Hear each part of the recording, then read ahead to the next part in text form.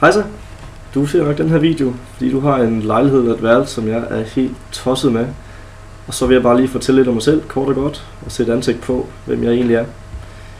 Jeg hedder Jonas Rimmer Nielsen. Jeg er 21 år, og jeg er født og opvokset i Tønder i Sønderjylland, hvor jeg stadig bor hos min mor.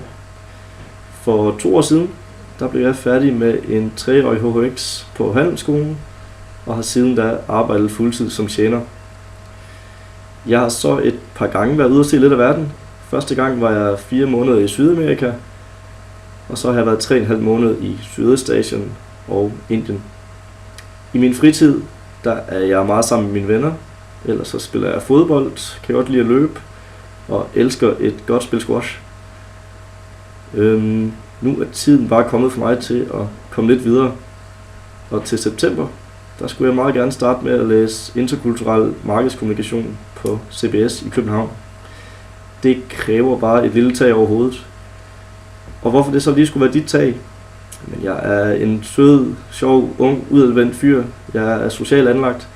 Elsker at være sammen med venner og familie, og elsker også at komme ud og møde nye mennesker.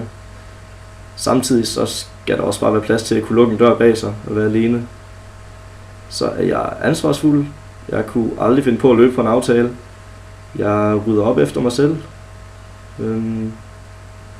Jeg har ingen kæledyr, og så ryger jeg heller ikke. Det var vist det, lige kort og godt. Og så håber jeg at høre fra dig. Hej!